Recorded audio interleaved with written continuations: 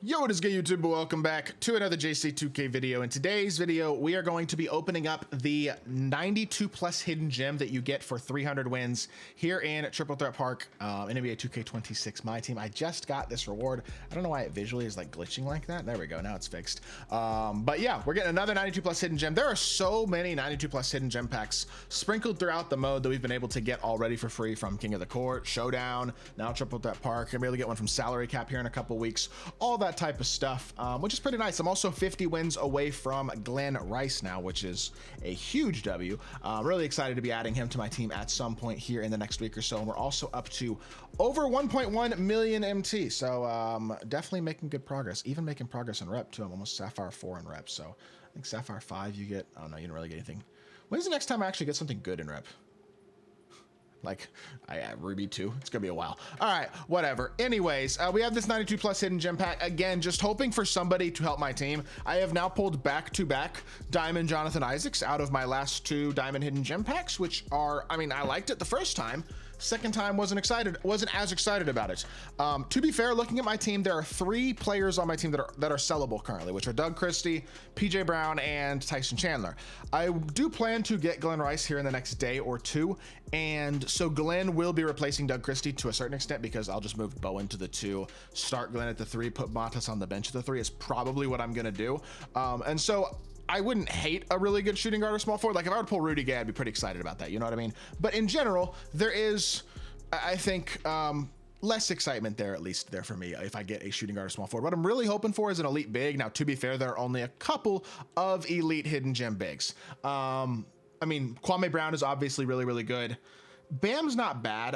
I think I'd probably use him. Yao, I'm not sure. He's like 50 something speed and like, does he have a 3 at all? I think he's got like a 54 3. I don't think I'd use Yao. 54 3 ball with 59 speed. Like, I don't think I'd use him. I would definitely use Kwame. I don't think I'd use McDice.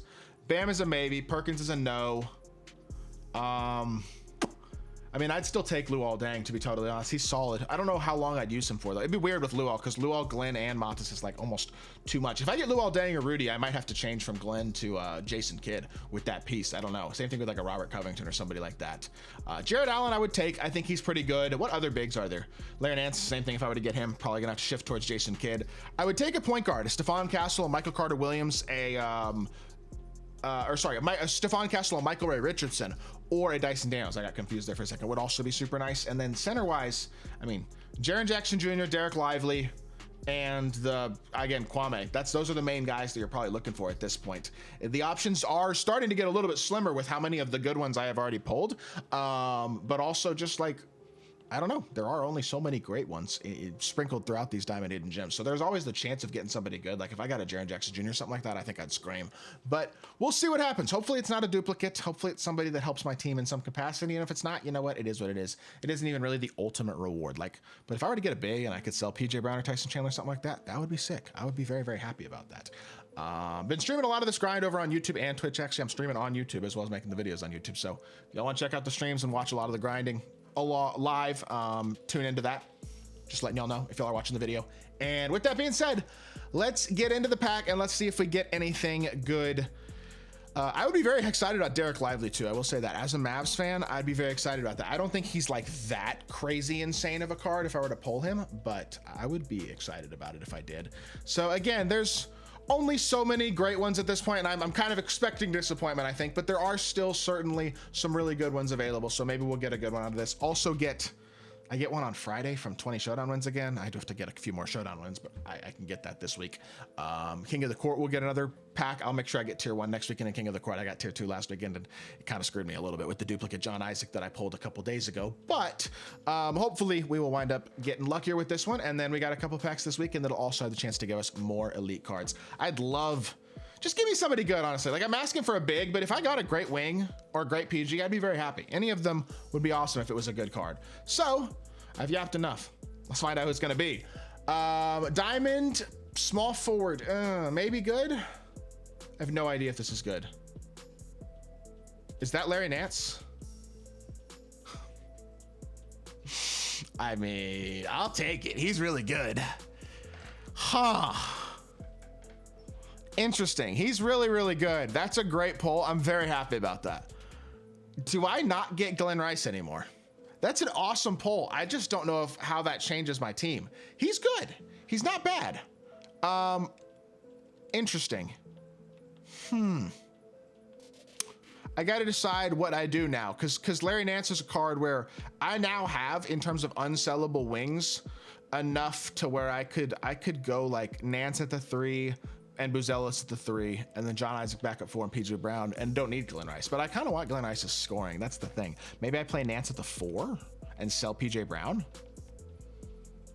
I would have loved to have gotten Rudy Gay as a scorer, but Nance isn't quite that. Now, what Nance is crazy defensively. 95 offense, 99 defense. Offensively, he's very good. 83 ball, 97 driving dunk. He's extremely athletic.